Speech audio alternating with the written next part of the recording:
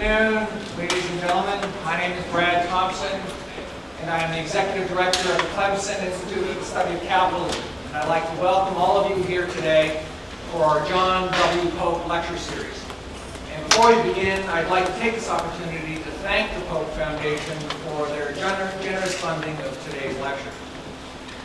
Now, at this time, I'd like all of you, please, to turn off your cell phones, if you would.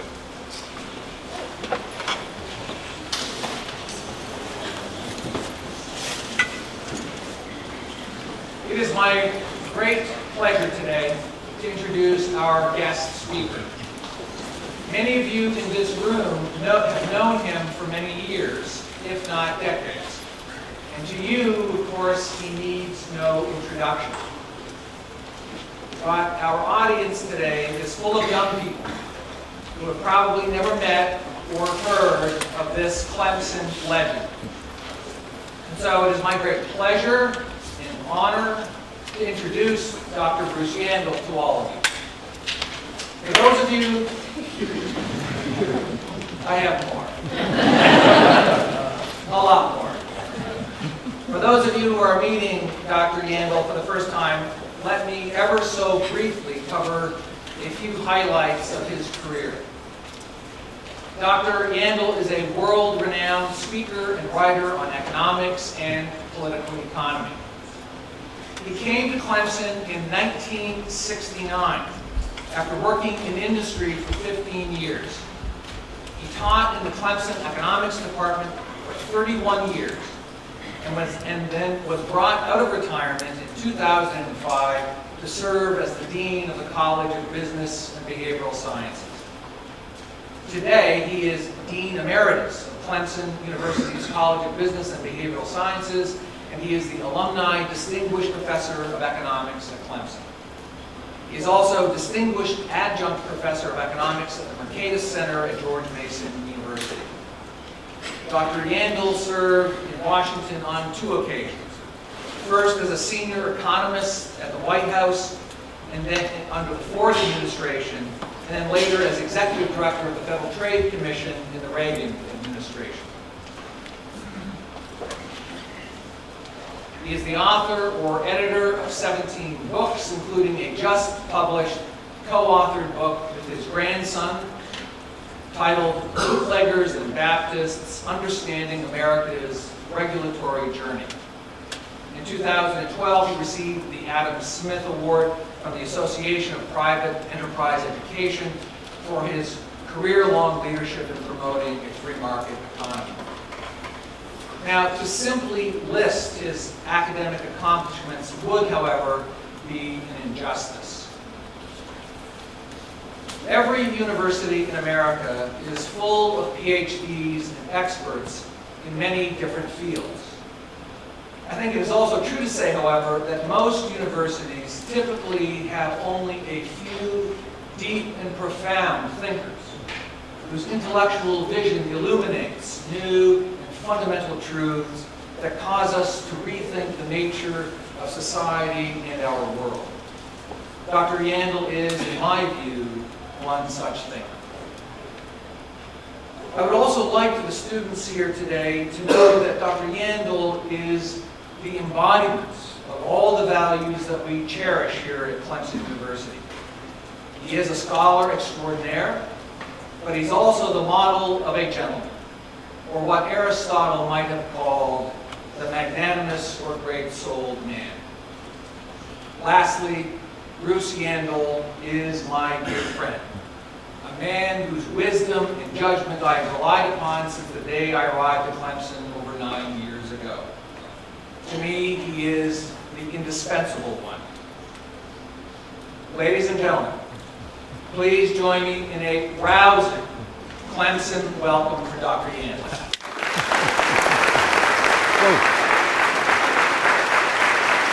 Thank you very much.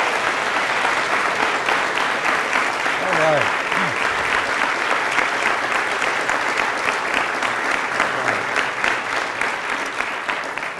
Thank you very much. I'm going to get Brad to introduce me everywhere I go. Brad, it's a wonderful introduction, a lot to live up to.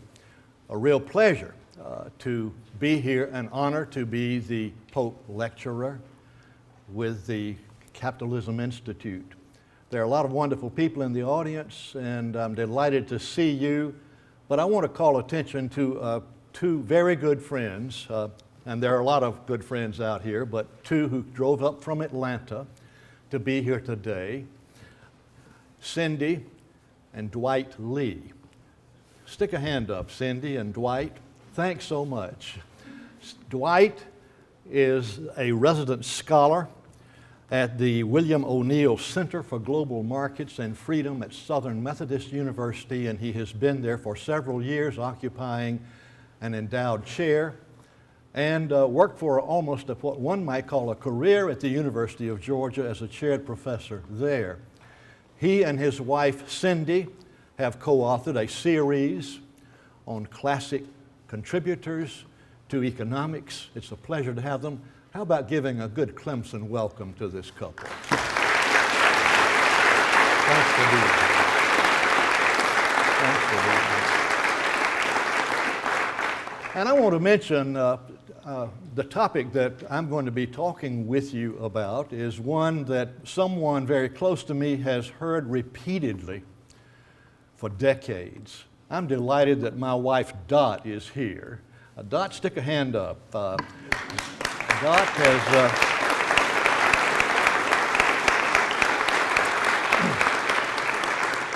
Dot has patiently and most of the time with a smile on her face listened to me hold forth on all kinds of topics and has put up with me for a long time. Just a few weeks ago we celebrated our 60th wedding anniversary, and we did something very special. We went to the Dairy Queen. So if you have a special event out there in the future somewhere and you really want to do something fancy, they have a wonderful $5 meal with dessert included. So hurry on down to the Dairy Queen. The topic tonight that has been billed draws on an image. How many of you have seen this image before? Or may remember seeing it before. It was on the cover of Midnight in the Garden of Good and Evil, a 1994 nonfiction piece by Berendt that was on the top of the New York Times bestseller list for over 200 weeks. It's a statue that is called the Bird Girl, and should you want to see it, you'll have to go to a special place now, but for years it stood in Bonaventure Cemetery there in Savannah. Dot and I love cemeteries, particularly old ones, and particularly in coastal cities, because you can read and learn a lot of history looking at the tombstones there. And I thought about the title for the presentation and the image, Bootleggers and Baptists in the Garden of Good and Evil. And when I got the title going, I thought, well, if I can build a presentation that matches the title, I really will be going some. A wonderful scholar who inspired a lot of us in economics, James Buchanan, who later received the Nobel Prize, often would suggest that you should spend about as much time coming up with the title of what you are writing as you do writing. That titles are very important. Well, sometimes the title may overdo the content, but we will discover as we go. Expanding the title is Understanding America's Regulatory Journey. And so we're talking about regulation. We're talking about regulation primarily that comes from the federal government, but it can apply to regulations that come from any government. And when I say government, that means we're talking about collective choice, or what we might call and is called public choice. When a group of people collectively decide to impose a rule on themselves. It's a distinctly different exercise from private choices, where we go out and decide what we're going to have for dinner tonight by reading the menu and placing an individual order, and no one else has to eat what we've ordered. They may choose to on their own. And so public choices are quite different, in as much as we come up with rules that apply to everyone who is a member of the choosing group. And so that's what we're talking about. Now, When we talk about regulation and explanations and perhaps attempts to try to understand a little bit of the world in which we live, we are helped. There's a lot of help. There are theories, stories of regulation, theories that attempt to explain regulatory behavior on the part of politicians, regulators, and people who participate in that collective choice process. And indeed, Dwight Lee is one who has contributed significantly to that body of literature. Dean Bobby McCormick is another one who has. Also at Clemson, Bob Tollison is a major contributor. And a new person who has just joined the faculty here, Thomas Hazlett, is another contributor to the stories, the explanations, the attempt to try to explain the way the world works in politics. But there are a number of theories that I want to brush up against very quickly. And the first one, and the oldest, is called the public interest theory.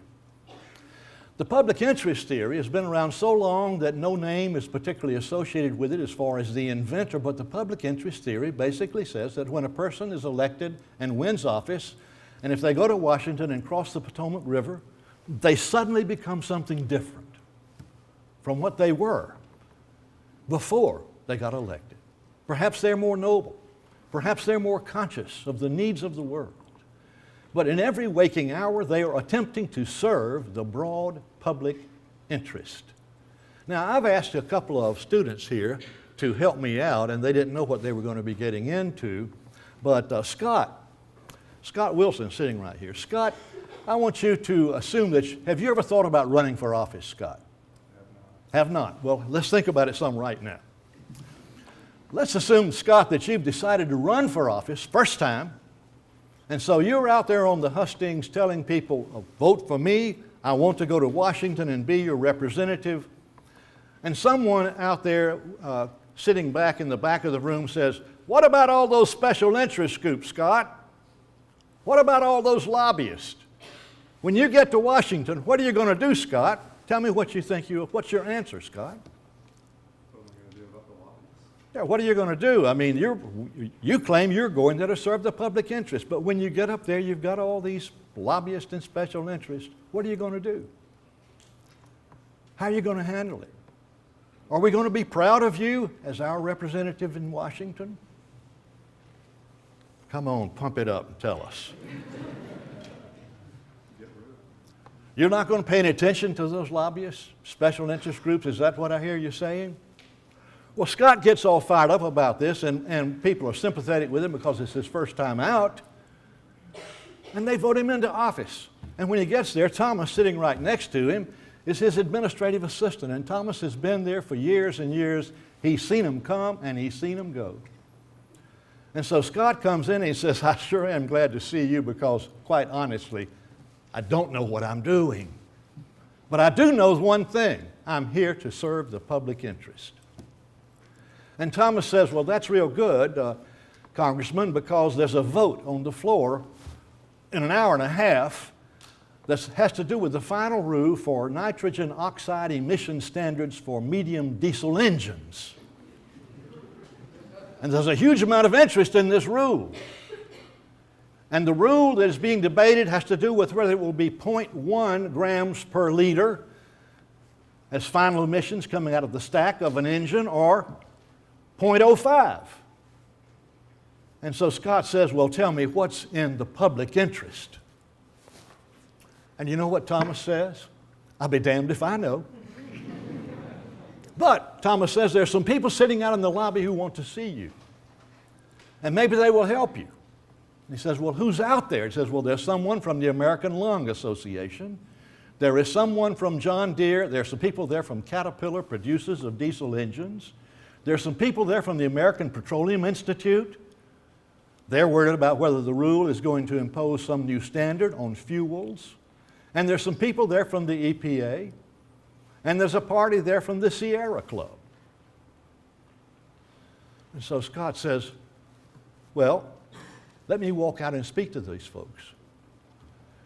And so Scott goes out and says, well, I'm glad to see all you folks here. We appreciate your interest. I'm here to serve the public interest. And I want to know what your interests are. And so here's what my plan is. I want to talk with each one of you. I'll give you 30 minutes each. And so Scott listens, and that introduces us to the second theory of regulation that is called the capture theory. The capture theory says people do get elected to office, they do seek the public interest and to serve the public interest, but when they get into office, they start getting information from people who have a highly specialized private interest, and next thing you know, they've come under their influence, and it's almost as if someone else is guiding the hand that will be writing the law. That's the capture theory. But there's something lacking in the capture theory. It doesn't tell us whether it's the Sierra Club, or the American Lung Association, or the American Petroleum Institute, or Caterpillar. These are competing interest groups. Which one captures? And so because of this lack, the third theory that comes along that I want to introduce to you very briefly is called the economic theory of regulation, developed by George Stigler, the late George Stigler, who received a Nobel Prize in economics for his contributions, including this one. And so Stigler instructs from the grave Scott, and he says, Scott, here's what I want you to do. I want you to go out into the lobby with those folks, and instead of telling them that you're going to interview them for 30 minutes, tell them to come back in 1 week, give each one an envelope, and say, I want you to write a check to my campaign fund, put it in the envelope, and the person that writes the largest check is going to have my vote. And then there's a question, well, who could write the largest check? Well, obviously, as we think about it for a while, it would be the group or the individuals who have the most to gain or the most to lose, and they don't want to lose, and the ones who are already highly organized. And so, as we think about these theories that help us to understand, what we're talking about tonight is a footnote to those theories. And so we're talking about a dark room, and that dark room represents ignorance. We all live in dark rooms of ignorance, and what we're trying to do tonight, this afternoon, and as we think about these theories, is to turn on a light bulb in that dark room. And I have just mentioned to you 3 light bulbs that get turned on that help to illuminate the darkness in predicting outcomes. And so when I say predicting outcomes, that says we are talking about what is called positive theories of human behavior. A positive theory is a theory that attempts to explain the way the world works, not necessarily the way you would like for it to work. Got it? And so we're talking about positive theories of collective choice. And we're going to be approaching that theory with stories about bootleggers and Baptists. And here are the questions that we want to brush up against and address at least partly. The first one is, why is there so much federal regulation? And I'll show you some measures of that. But within regulation, there are different ways to regulate. For example, if you want people to accomplish a particular goal, let us say to reduce emissions coming out of diesel engines, you can write what is called a performance standard. And the performance standard says all diesel engines will be subject to analysis randomly to see that they meet a maximum amount that will be allowed, and we don't care how you do it. But if you don't, you will be punished severely. That's a performance standard. By comparison, a command and control standard says we are going to tell you how to build your diesel engines. We're going to tell you exactly what kind of ignition systems to have on them, and we are going to prescribe the kind of fuel that can be burned. That's command and control. And you can accomplish the same end either way. And so our question is, why does command and control dominate regulation as we look across it? Why not more flexibility, where people could be more creative and innovative and attempt to compete to do more at lower cost? And the last question is, why Baptists? Remember the title, Bootleggers and Baptists. Why are these Baptists in this story? So let's back up a minute. What do we mean by bootleggers and Baptists?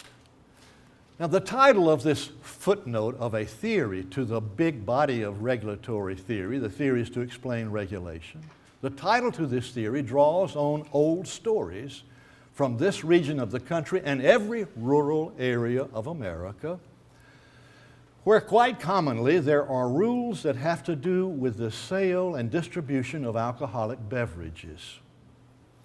There is not a state, and I would suggest not a city in America, that does not have some kinds of rules and regulations that relate to the sale and distribution and perhaps consumption of alcoholic beverages. But historically, there were two groups that loved laws that shut down the liquor stores on Sunday. The Baptists, who felt that the world would be a better place if there was a diminution in the consumption of alcohol, at least one day a week. And the bootleggers, who sold the booze on Sunday. They eliminated competition one day a week, and they could count on the Baptists to make certain that the law was enforced. And so when the laws came up to renewal at the state capitol, you never saw bootleggers down with signs that said, "Help support your local bootlegger, make a dishonest living." They didn't have to go because the Baptists were down there with their signs saying, "Keep our town and our county dry at least on Sunday." Now, I'm a Methodist, and so this could be called Methodists and bootleggers. But I would lose the alliteration that goes with Bootleggers and Baptists. In fact, a friend of mine heard some part of this presentation, and he said you ought to call it Methodist and Moonshiners. At least you would have the M&M.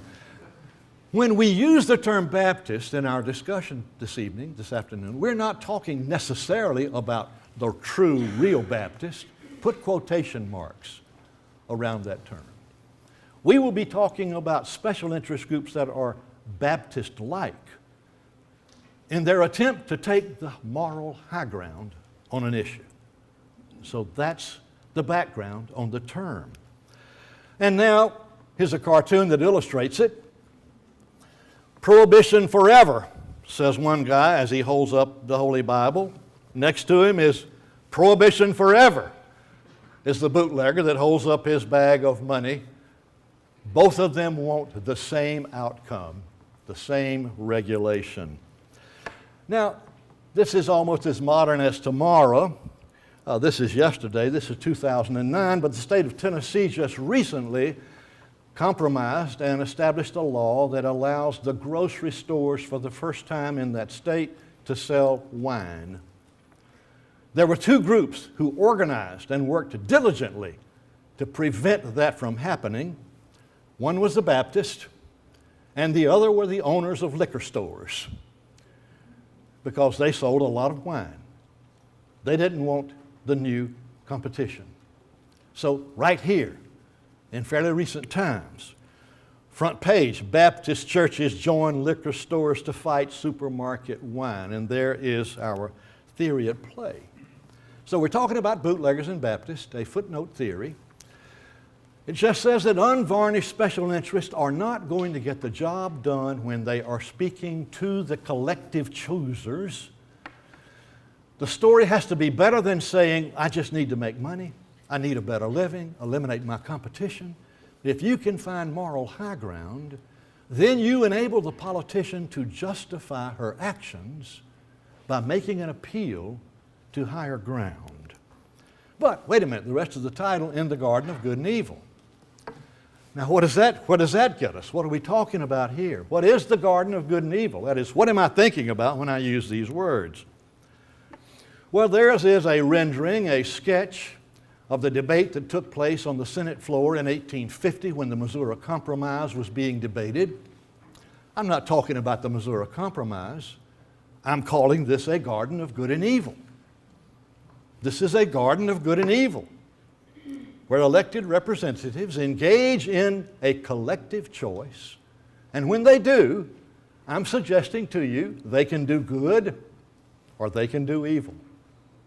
And so it's a Garden of Good and Evil. Now we can look at a more recent shot. This is the House of Representatives. It's a much bigger garden of good and evil, where people are struggling to arrive at outcomes, political outcomes, with all kinds of special interests tugging away. And they can make decisions like the one I suggested about the diesel engine emission standards. And when they come up with that standard, they may use command and control, which will be very rigorous and difficult, or they may give flexibility. In either case, they might be providing the identical protection to the environment, but each case would have a different result for special interest groups. And so, as we think about this, a couple of political scientists who have done some remarkable work, at least in my book, Bruce Benedict-Mesquita and Alistair Smith, in their book, The Dictator's Handbook, they tell us that there are three important groups that the politician must deal with, and deal with satisfactorily if the politician is going to keep the crown on his head or if she is going to be reelected to office. And the first group is called the essentials. There's an old saying, you dance with them that brung you. And if you don't have some essential small group of people who will be there by your side to get you to office, you won't get there and you won't stay. The second group is called the influentials. They may not be essentials, but the essentials cannot do it alone. They are necessary but not sufficient. You've got to have the influentials who say things and do things that affect a broader audience. And then there's the large mass, at least in our case in a republic, of interchangeables, the rank and file voters. They don't amount to much individually in the process, and that's why they're called interchangeable, but they still matter. And so now in our Bootlegger Baptist story, the bootleggers are essential. The Baptists, the influentials, are necessary. And the interchangeables don't matter a lot, and we'll explain why. So now with the story, now we're in the Garden of Good and Evil. We've talked a little bit about what I mean by that, and now we're talking about outcomes. Well, how will we measure outcomes? How will you go about measuring good and evil? If you were looking across countries, across space, across time, observing the behavior, outcomes with respect to political bodies, and you were looking at the rules that they have written, the constraints that they have imposed, and if you were to look at 152 countries, for example, and you said, I want to be able to compare outcomes, I would suggest that you could use a measure that is called economic freedom of the world. Economic freedom of the world, there are several of these where scholars in the social sciences have produced an index annually for a huge number of countries based on a specified number of variables so that the outcomes can be compared with respect to gain and loss of freedom. Now, when I suggest using this, now I'm no longer talking about a positive theory, my friends. This is normative territory. And I'm suggesting to you that freedom is a commonly accepted good, and the loss of it at the margin is evil. Now, we could suggest some other measuring rods, but this one is handy because we have it. Now, this most recent report, this 2014 report, was published 10 days ago. So we're talking about fresh stuff for countries of the world. And notice the number of variables that are used. And there are categories into which these variables go, and you can see what the categories are as these scholars have studied these various countries. And as you look at this map, you can identify the most free countries of the world. They're blue. And you can see the least free countries of the world. They're red. And you can see green and yellow, where there is less freedom.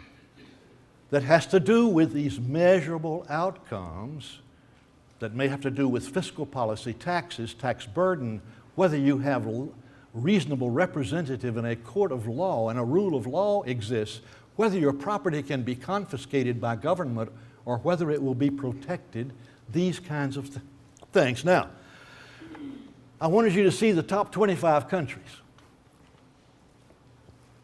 And the United States is number 13. Now, this is a 2014 report.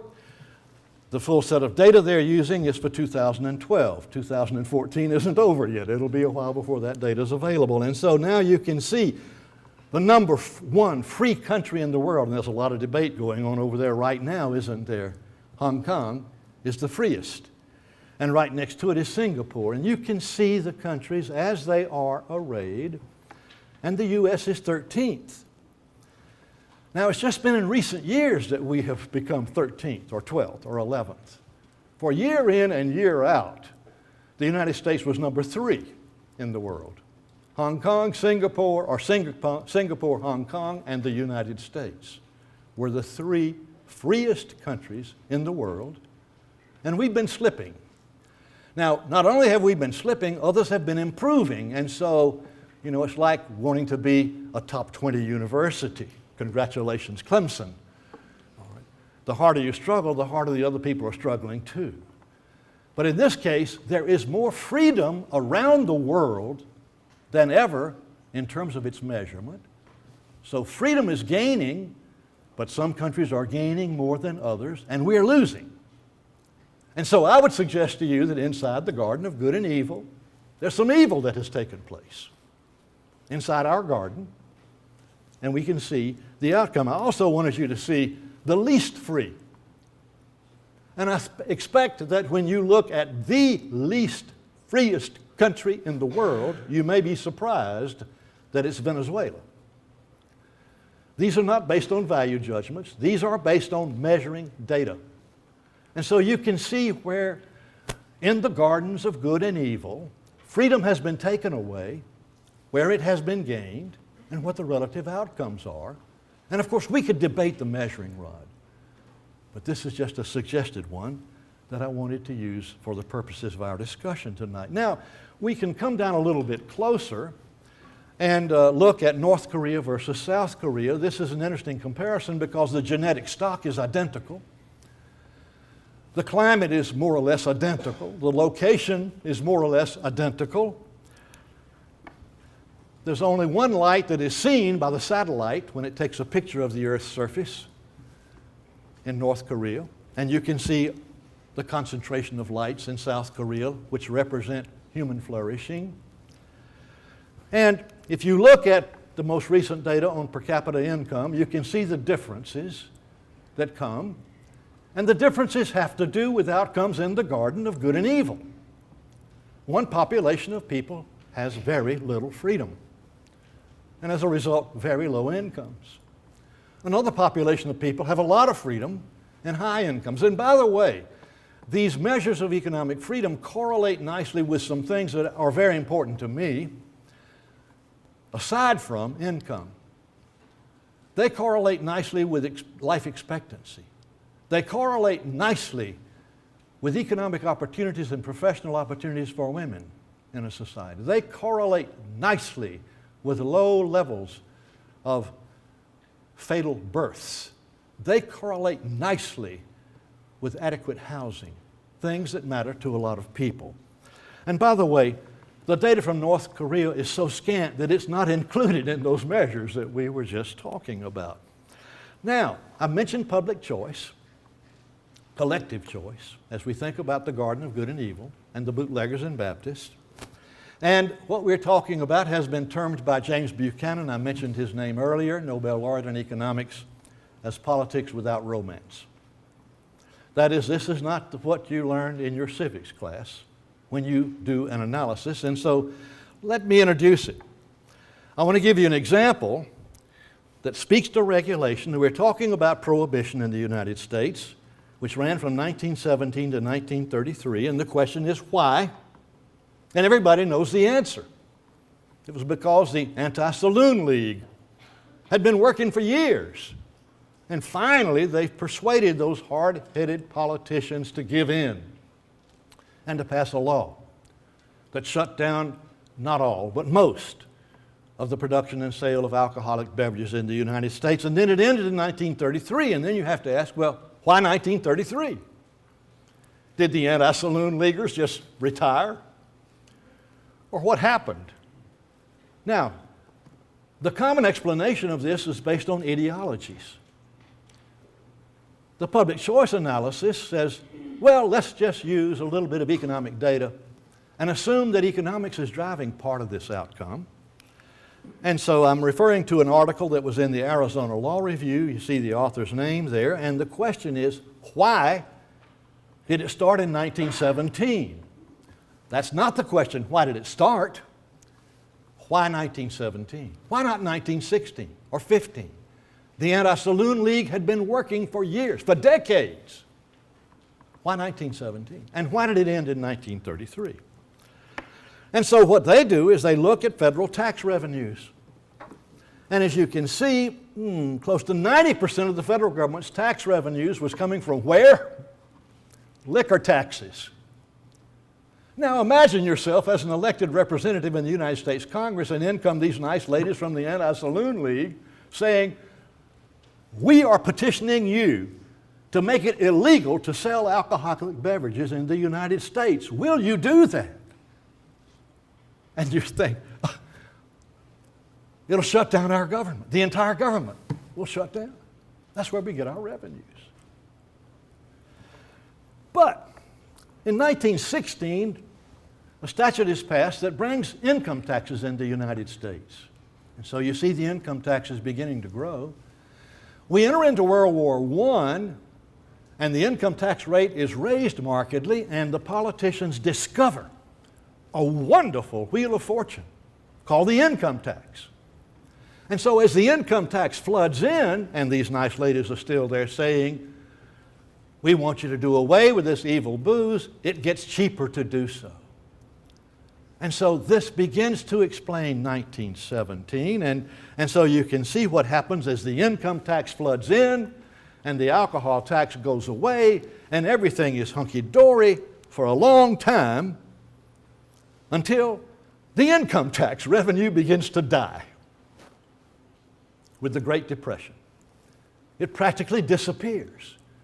And so we have a man running for office who says, happy times are here again. If you elect me, I'm going to do things to get some money into this government, and we are going to drink our way to prosperity. That's the public choice interpretation. Now, there are a lot of moving parts to the story. I just touched one. I turned on a 40-watt bulb called public choice to shed a little bit of illumination on this process. And so now you see what happens after 33, income tax begins to come in and things begin to get better. The fiscal problem is addressed partly, but here's an interesting outcome.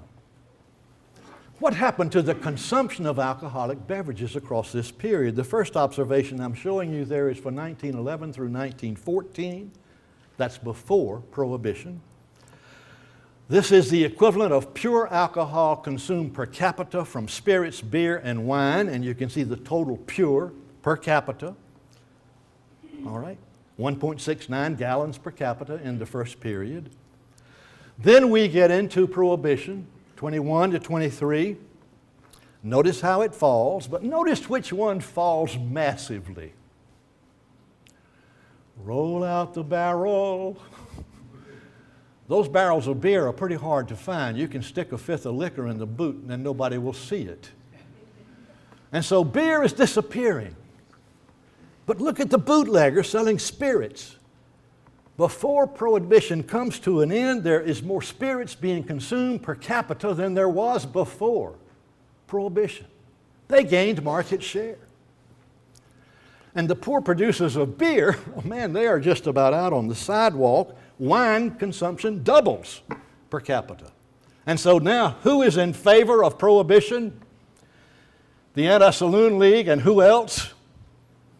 The bootleggers, who are selling all that booze. Now, the general case as we think about regulation.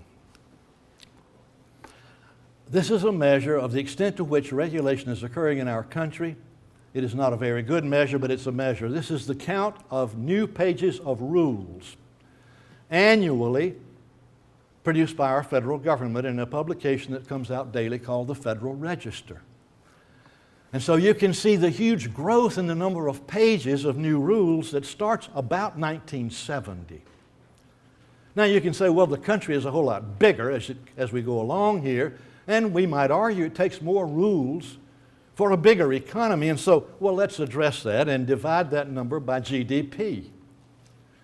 And so now we're looking at the number of pages of rules as a ratio to GDP, and when I do that, wow, you've got that big thing in the middle, this huge bulge. And now we've got a question, all of you graduate students, here's your dissertation. What explains that bulge? Why so much? And when you examine that bulge, most of it is command and control. And most of the bulge has to do with environmental regulations, safety and health regulations, food safety regulations, occupational safety and health regulations, what is called social regulation. Now, incidentally, if we map the number of lawyers per capita into the number of pages in the Federal Register, we get this. And so now we've got another interest group, haven't we? As we get more rules and regulations to live with, we need a lot more help from bright people who will help us to work through the thickets of regulation. So what do we see? Each one of these rules by itself is probably very minor. But as we get more and more of them, then they become constraining, and ultimately even Gulliver may have a hard time wiggling. Look at the bottom of this chart and you will see words. These are words that are associated with command and control regulation. Shall, must, may not, prohibited, required. Two scholars at the Mercatus Center at George Mason University developed a really fancy piece of software, and they used that software to count the frequency of the occurrence of these words in all of federal regulation, going back to about 1997 and coming forward to 2010. By industry, they get a count. Now, the frequency gives us a measure of how much command and control has entered the economy for particular industries. And here's their data. The blue line is for all industries in America. The increase is 20%. The line above it that sits much higher, that's for the American textile industry. Textiles and apparel, one of the most regulated industries in America. It's increased 40%. Now I'm showing you chemicals, pulp and paper, just so that you'll get a feel for what is going on when we talk about the growth. And now, we want to know why. But let's go back. Some people have measured the cost of all this stuff. So let your eyes glance very quickly, and when you do, you will see the estimated cost of living with these rules is more per capita than our income taxes per capita. But most of us don't know that, and so we're left like this. What? Me worry? Ignorance is bliss. I didn't know about that, and nobody sends me a bill, but they do send me a bill for my income taxes. In other words, each one of us is rationally ignorant about everything. We are very well informed about those things that are critically important to us and our family and people we love. We are well informed on that. We are rationally smart. But when it comes to nitrogen oxide emission standards for medium-sized diesel engines, there's probably not a person here in the room who ever even heard of that issue. But if you work for Caterpillar Tractor, you would know a lot about it. And James Madison was very much aware of this when he wrote Federalist 10. He captured the essence of the public choice problem when he talked about small, highly organized, concentrated interest groups can do their will against everybody else because the cost is spread over many, many others who don't know what's going on, and that's part of our story. And so now let's look at a few specific cases to show an application of the Bootlegger Baptist theory. And one is quite old, and you can see the questions here. We'll brush up against each one of these. If you read Magna Carta, and don't read it in the original language, it's written in Latin. It's tough going. I couldn't read it. But if you get an English version of Magna Carta, you will find there are components in it called chapters, and the chapters may be 3 paragraphs long, but they call them chapters. There's a chapter in the 1215 document that says there will be one measure throughout the kingdom of various things, including all fabric that is woven and sold 2 ells. That's the length from the tip of the king's fingers to his elbow. That will be the standard width of all fabric sold in the kingdom. Well, whose was that? It turned out that was the width of cloth produced by the London weavers. All of the other weavers in the kingdom had to break their looms and rebuild them. And so the commentators, the historians who've analyzed and studied this, said that Magna Carta has here a piece of regulation with a patina that suggests it's serving the public interest. Ignorant people who don't know how to measure things are being fooled by peddlers who are coming through with cloth, and you don't have good measuring devices. So we're going to have one standard. But if it's going to be one standard, then different groups said, I want it to be mine. And the London weavers were the bootleggers who raised their competitors' cost. So we can go back to 1215 and find the Bootlegger Baptist story. This is one of my favorite. It's quite old. This was a front page story in the Wall Street Journal. You can see the headline, Owls of all things help Weyerhaeuser cash in on timber. Weyerhaeuser is one of the largest timber products producers in the United States. The issue had to do with not an endangered species, but a threatened species called the northern spotted owl. The count of northern spotted owls appeared to be falling rather dramatically. And so due to a court order to protect that species, anyone who found a cavity where the spotted owl would build a nest in an old standing tree, once that cavity was reported, then they would draw a radius 50 miles long, and there could be no cutting within the area of that 50-mile radius. That would be really tough if you were in the timber business, wouldn't it? But as you read this story, you see that Weyerhaeuser hired wildlife biologists to go out and look for northern spotted owl cavities. But they weren't looking on their land. They were looking on somebody else's land. And every time they found one, and they went out and called, hoo, hoo, hoo, hoo, hoo. And if you heard a response, wham, we just socked our competitors. And as you look at the bottom of the story, you see how much Weyerhaeuser's owl-driven profits went up as they wiped out competition. Where was the competition coming from? Federally owned timberland. Cutting fell dramatically, and here were the bootleggers riding on a train, fueled by good Baptists that we might call environmentalists, who were trying to protect a threatened species. An interview with the CEO of Smithfield Farms, the largest producer of pork products in the United States, and now owned by a Chinese firm. There were a lot of people who were upset with these confined animal feeding operations, as they are called in the Federal Register, almost like factories where pigs are raised. A lot of people got worried because there were some terrible storms and some awful runoff from these operations that polluted rivers, particularly in North Carolina.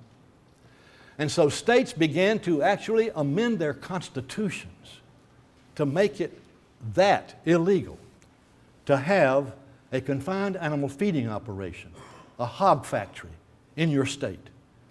And so the reporter from the Wall Street Journal is interviewing the president of Smithfield Foods and says, "What do you think about this?" And you see what he thinks. Nobody can duplicate what we've done now. You have eliminated the entry of new competitors. No one has passed a law telling us we have to shut down what we have. You've now made it illegal for new competitors to come in.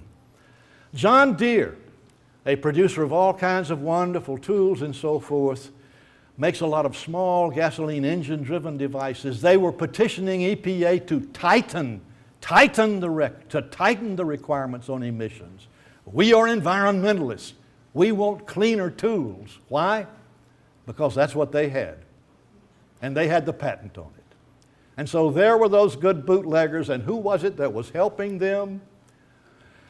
The wonderful environmental organizations, and there are some wonderful ones who are working desperately to reduce the amount of emissions that go into the air, and they got their command and control regulation. The Internet Gambling Prohibition Act, still going on. The debate is still taking place in the Garden of Good and Evil in Washington. I had someone in an audience who heard some of this, and I got a letter from him. He said, I want to send you something. These are letters that came to my office. He was in the House of Representatives. These are letters that came to my office the same week as we were debating this. The first one came from the National Association of Convenience Stores, where they sell lottery tickets. Look, we hire a lot of people. By all means, vote against legalizing gambling on the Internet. The other one came from the American Gaming Association. These are the people who produce slot machines and operate the casinos. By all means, do not allow gambling to be made legal. And the other letter came from the Christian Coalition. There are the Bootleggers and Baptists, an example of the theory that we're talking about. Most recently, President Putin came out in a talk he gave in 2013 in London as an environmentalist. His talk had to do with protecting the environment and said, look, you don't want to have hydraulic fracturing of shale gas properties. If you do, black stuff will start coming out of the faucet where you normally get your water. And so Putin put forth quite an effort to try to persuade other governments of the world to ban fracking. And France did. 3 other European countries are debating it. Well, why would Mr. Putin want to see fracking banned?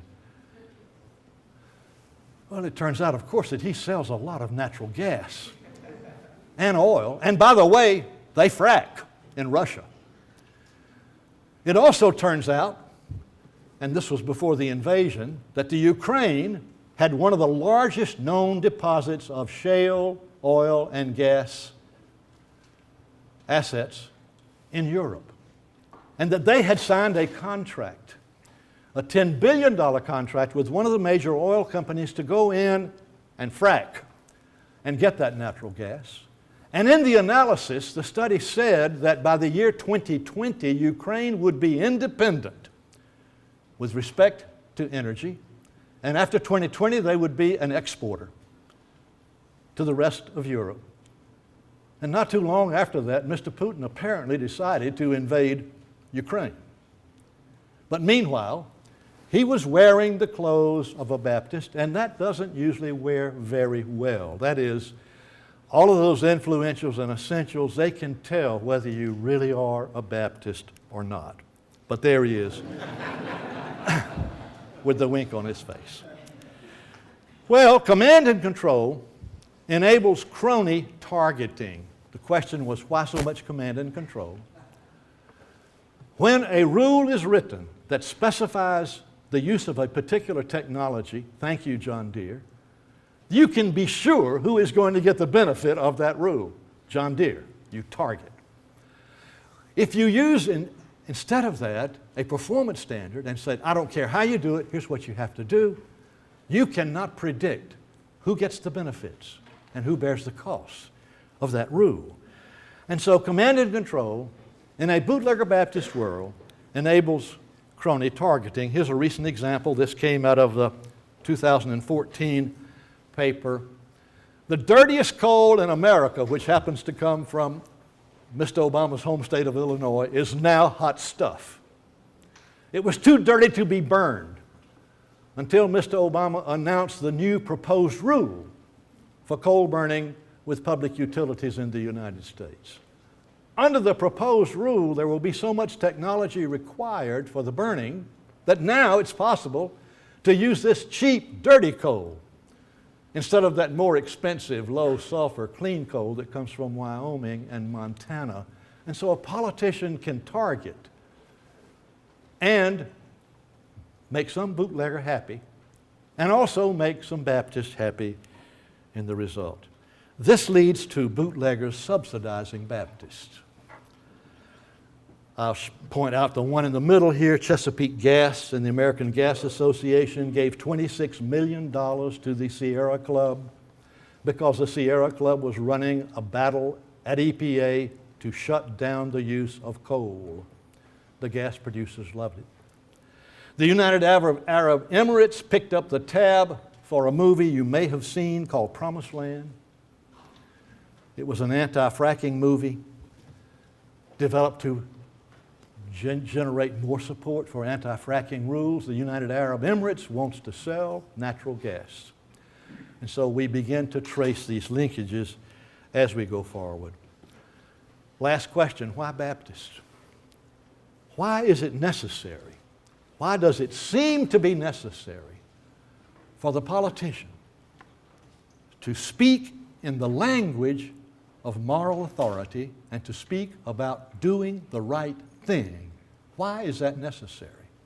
Why can't it be that the politician can just say, it's good for our country? Why can't they say, it's economically efficient? The benefits are greater than the cost. Why not some other theme? Why a moral statement of doing the right thing? And as my colleague, who is my grandson, Adam Smith, and I have probed into this question, the thing that we stumble into is a long history of the rise of government. Governments, if we go far back, grew out of religion. Quite often it was a religious authority figure or someone thought to have supernatural powers who becomes the strong man and the government. Then if you go further back in our review of some of the wonderful literature on evolutionary psychology and evolutionary biology, and a neat little book by Wade called The Faith Instinct, if you want to read something interesting. The story there says that human communities survived through cooperation. Only those communities that cooperated survived. Now, by cooperation, they're speaking in very primitive terms. The main threat to early human communities came from other human communities who came to kill and destroy and take. Those that worked cooperatively were more successful in fending off their enemies. Those who were not good did not have their genes go forward. And so now we have a story that says in the DNA, embedded in the DNA of the human community, is some kind, I'll call it an expectation,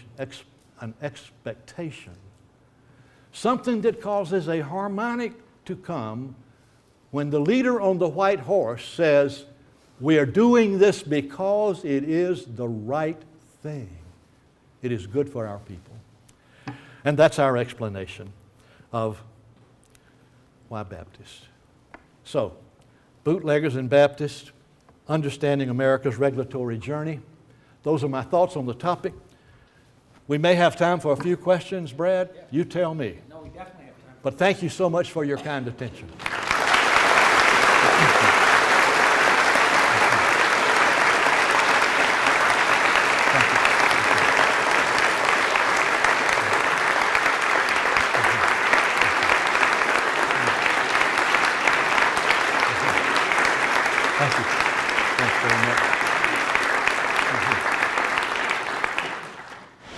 We have lots of time for questions and answers. Unfortunately, we're not mic'd up in the aisles, so what we're going to do is and we're being filmed right now as well. So we'd like people with questions, and we'd like maybe the first couple of questions coming from students to come down here to the bottom of the aisle, ask your question, and Bruce, if you could just repeat the question for our video, that would be great. So. And if you don't come down and ask questions, I will just call on you randomly. That's kind of me.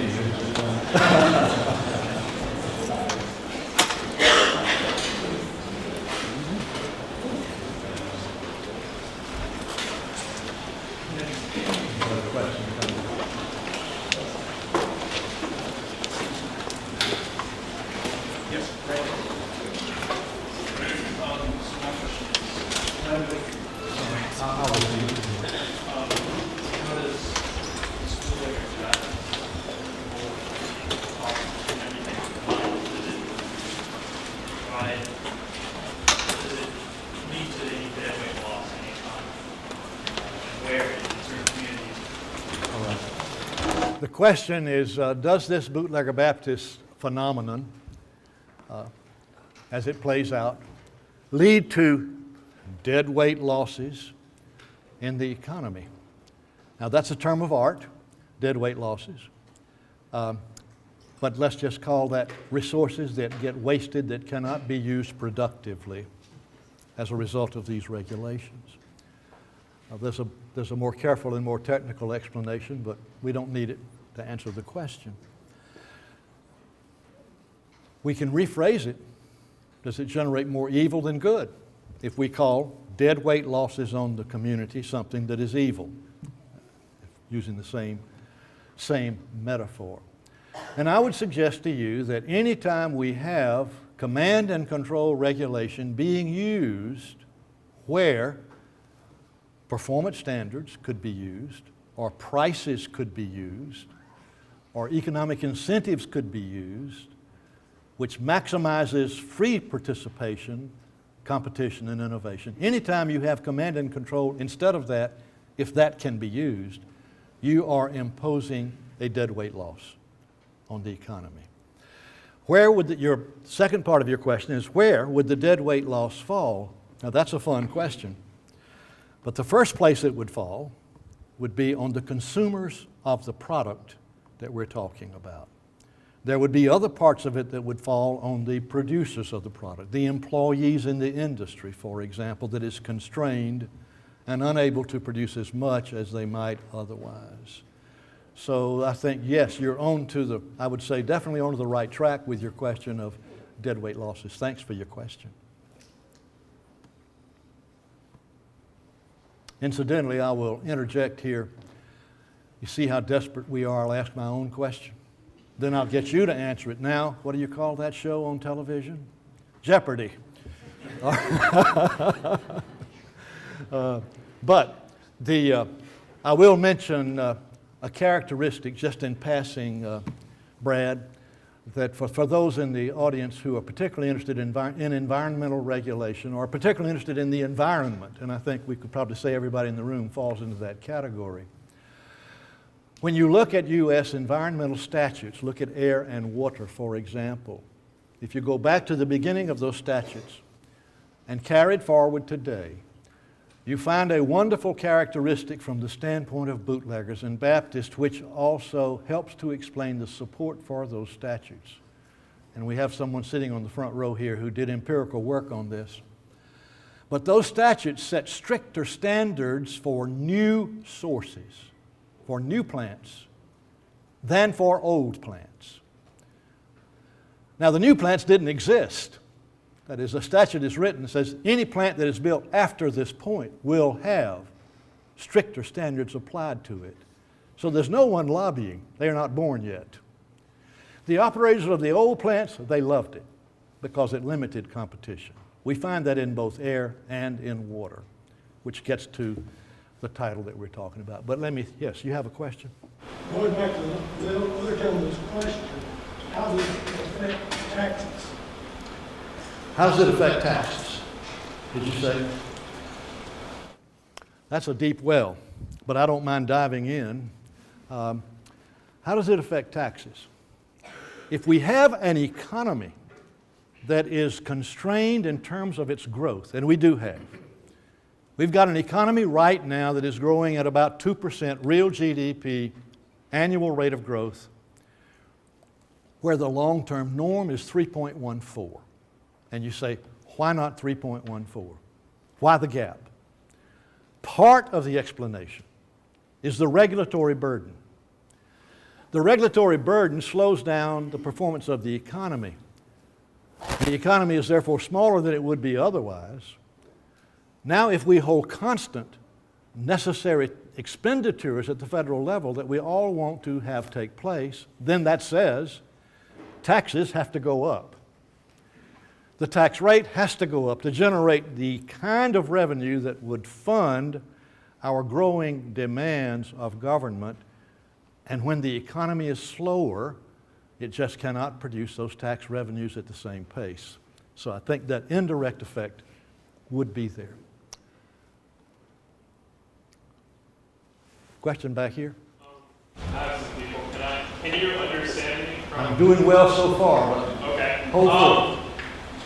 Kind of relating to your theme of Baptists and bootleggers, since the idea of marijuana legalization has come up in the most recent years, we see some people that are very anti-drug for their like moral obligation. They see it as a moral obligation that marijuana should be illegal. Who are the people? Who would you say are the people that are looking for the economic gain of marijuana staying illegal? Good question. There are about 15 states now that have legalized marijuana for medicinal purposes.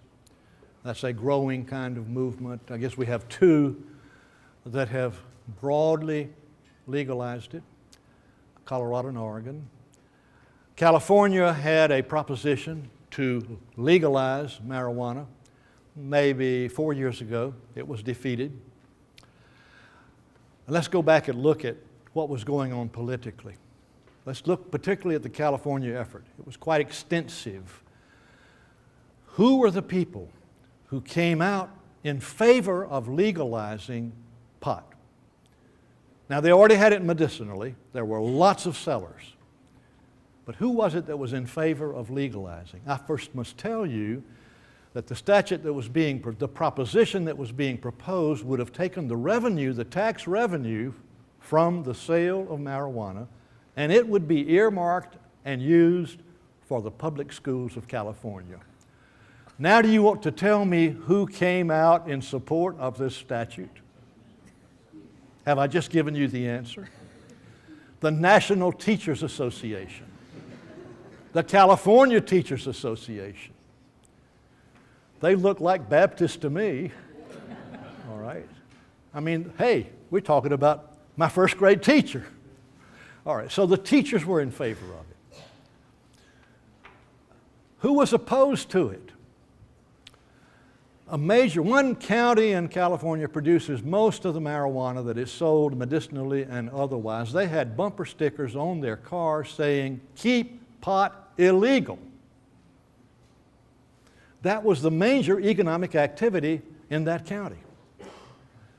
So they were opposing it. The law enforcement people. Now think about that with me for a moment.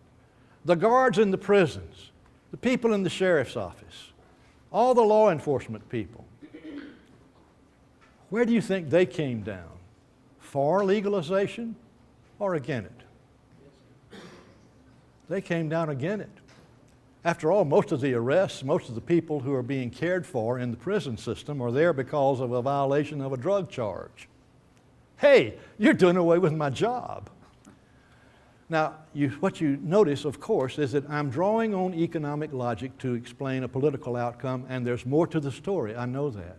So I just turned on a 40-watt bulb to throw a little bit of light on the topic.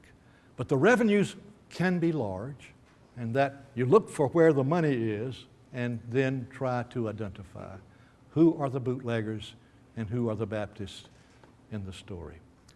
Another question? Yes, sir. Can you hear me?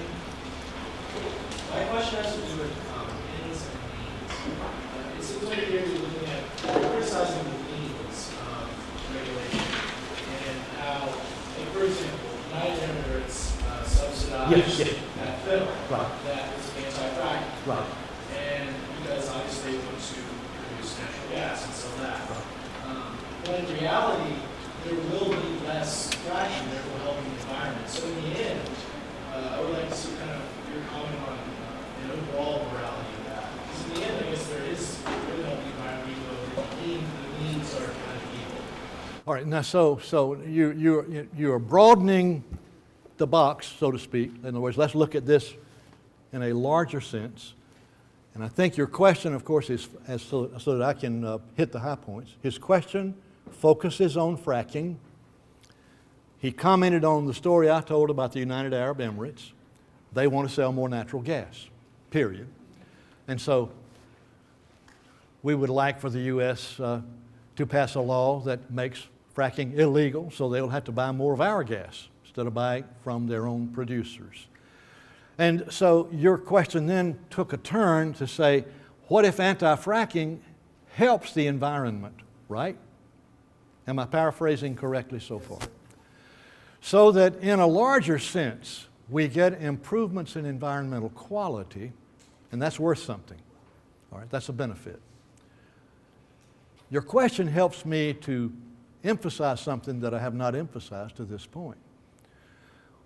We have a positive theory of political behavior. The theory does not say that the rules we are talking about are always imposing a loss. They may be net beneficial. Our theory helps to explain the kinds of rules we get, whether they turn out to be in the long run beneficial and positive, or whether they do not. Now, it's possible to have an anti-fracking rule that is a performance standard, going back to what I was emphasizing, instead of a technology-based standard, command and control. So there are both elements as we think about the story. We do not speak to the question, are all the regulations bad, or some of them wonderful, or some of them good? And yes, yes, yes, and perhaps in all of that. What we're trying to explain is human behavior in the process of generating particular kinds of rules. What we would like to have is a 100-watt bulb instead of a 40-watt bulb. Maybe you can help us turn it on. All right. Your help would be appreciated. Any other questions? Yes, sir. I guess my question focuses on more, this going back to Magna Carta, and being a slippery slope then to where we are now. And going back to the chart you showed of the freedom per country, yes, how we're falling that way. Is this presentation focusing on that being changed now, or more of just the fact that this has always happened, this is kind of why and there's nothing we can do? Because really our question is there a real way to change this? Is there a way without further regulation to regulate, or is it just more of this is happening, it's always happening, there's no something to do? The question has to do with, going back in the presentation, you remember the slides, it had to do with economic freedom of the world and the data on countries, the slippage, relatively speaking, of the United States across time in recent years, losing ground, some countries gaining. And the question is, or in a sense is, help me link that to this Bootlegger Baptist story and the stories about all this regulation. How tightly are they linked? Well, I'm saying that there are further regulation can be a reason that that's happening. Yes. I'm asking is the entire presentation of this is why it's happening. It's clearly a problem. It's happened since the Magna Carta. Is it something we need to fix in Washington? Okay. Or is this just this is why it's happening, this is always happening, this is something to understand? So this is the big question. What can we do about it? What can be done about it? And since it's been going on as far back as I can read, as long as there has been order in human communities delivered by government, so as far back as we find order where there's a community and some kind of collective decision making, and it can be a dictator. Even the dictator has to respond to his political enemies. So if it's there as far back as we go, and if we see it accelerating in recent years, it leads me to believe that it's inherent in human communities that we're going to have a lot of regulation.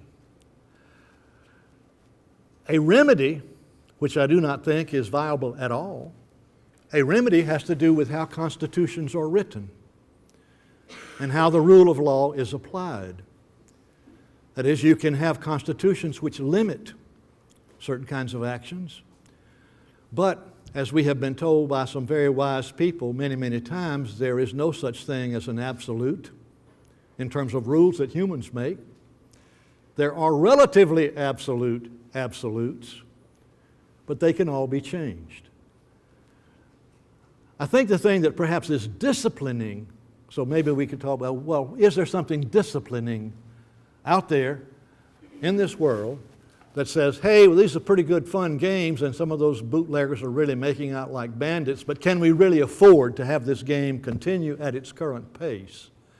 I would suggest to you that it's global competition that becomes something that gives a limiting effect, so that even we, this powerful United States, has to stop and rethink how we do certain things.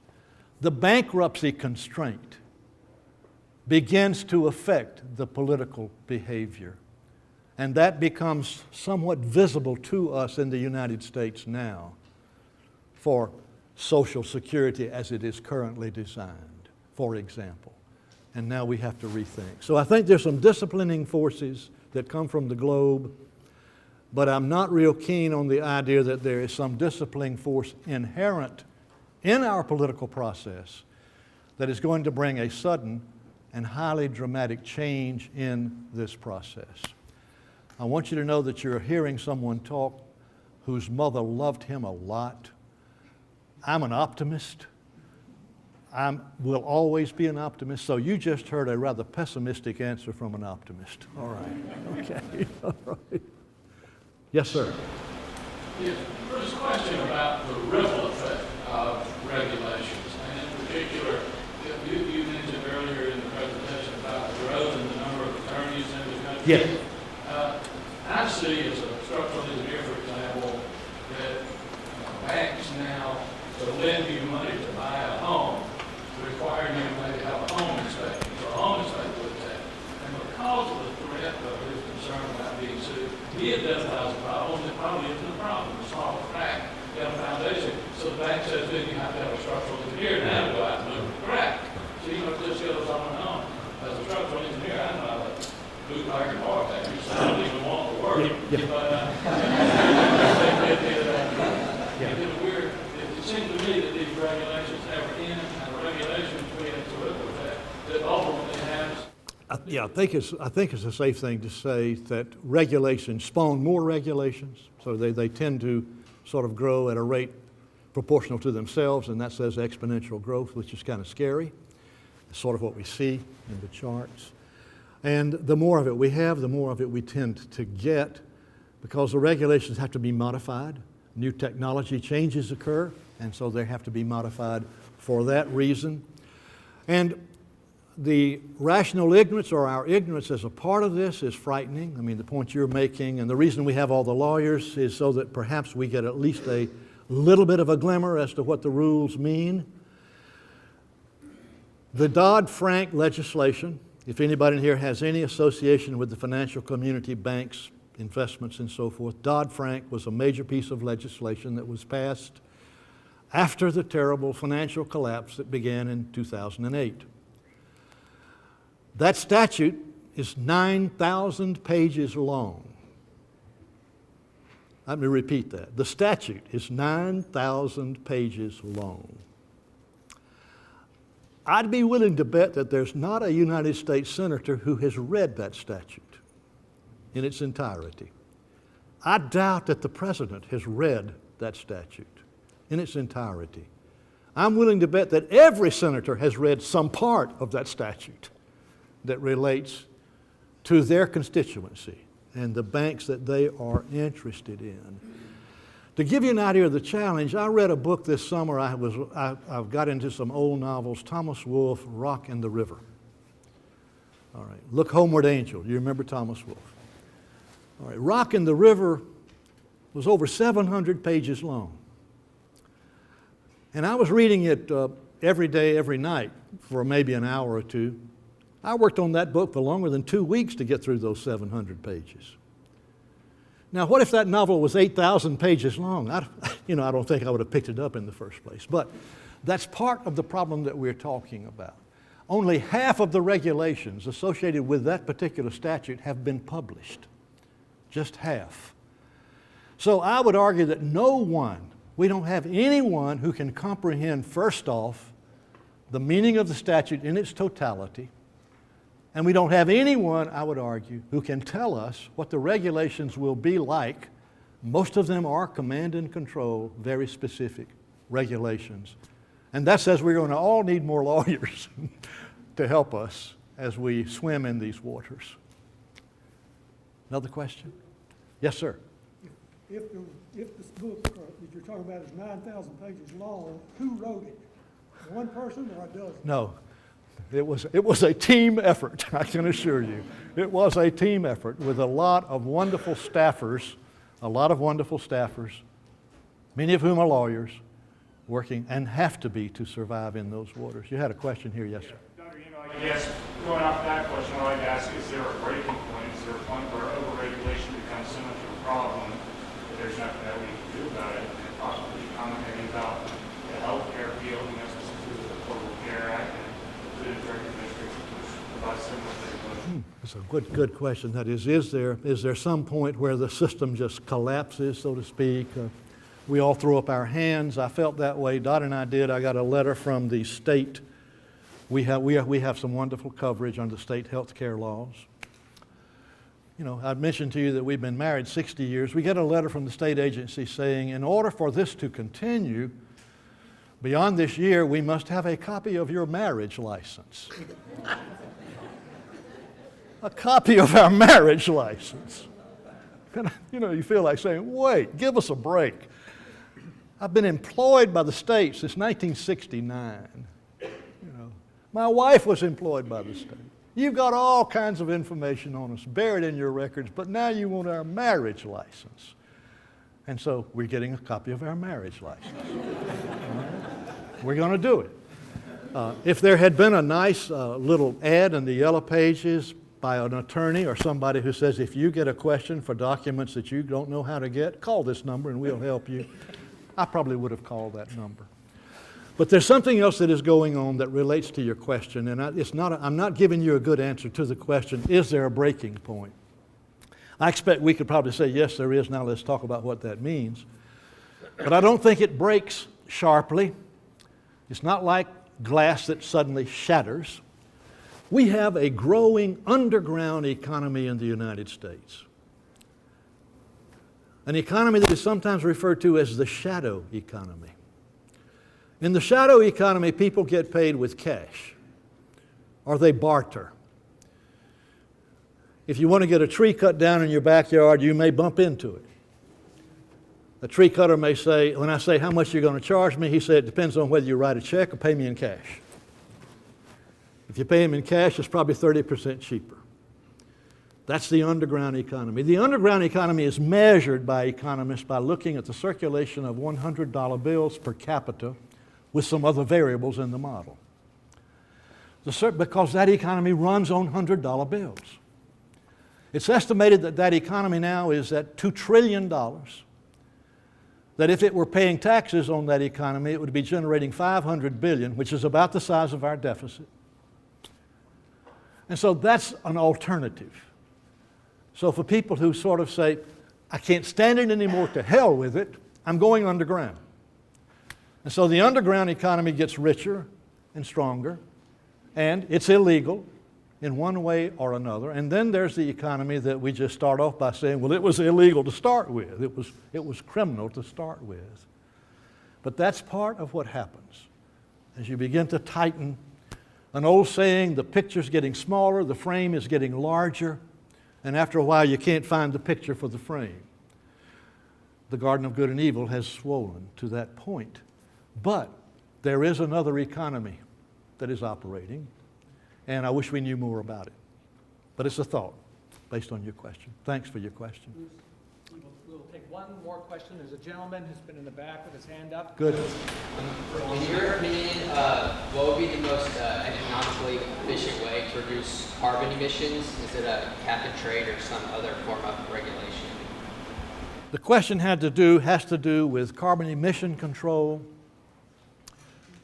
It's been debated, and it continues to be debated right now, and cap and trade. There was quite a coalition of interest groups 4 years ago supporting a Senate bill to put cap and trade on carbon emissions generated primarily from electric generating plants. And so you would cap the level lower level than the current level of emissions that is occurring. Let's just pick a number. Reduce it by 20%. But then you can pay somebody else to reduce your part if you can find a low-cost cleaner upper. And so it introduces some pretty good ideas of reducing costs.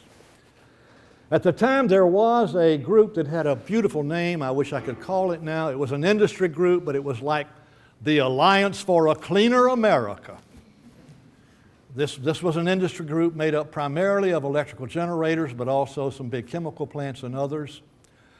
And so they put on a Baptist coat with their name, and they were out there fighting for that rule along with the environmental community. Now let's get to the Bootlegger Baptist part of the story. The reason the Alliance was working so hard was because the statute that was being debated would have given the emission rights that would be required by the federal government. Those emission rights would be donated based on the proportion of emissions now coming from plants. And so now I get a permit to produce a certain amount of emissions, and I can sell it to somebody else if I can reduce my emissions by more than my permit. It's an asset. The companies that were in the alliance were identifiable as clean producers of electricity. They were in the catbird seat. Then some senator, from their standpoint, unfortunately, said, we're going to change the statute. We're going to auction off the permits to the highest bidder. You don't get any free permits from good old Uncle Sugar. You got to buy them.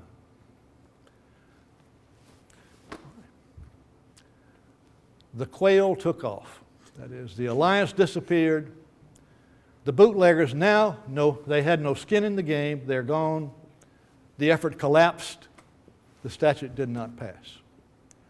I don't think we will get a statute until we get one that provides some benefits to some bootleggers as well as some Baptists. Did you say that was the last question? I did. And Thank you. On behalf of the Clemson Institute, I'd like to thank all of our guests who have come from Greenville, from around the states, from Georgia, I think maybe even from North Carolina. I'd also like to thank our students for coming out. And most of all, I'd like all of you to join me in thanking Dr. Yandle. Thanks a lot.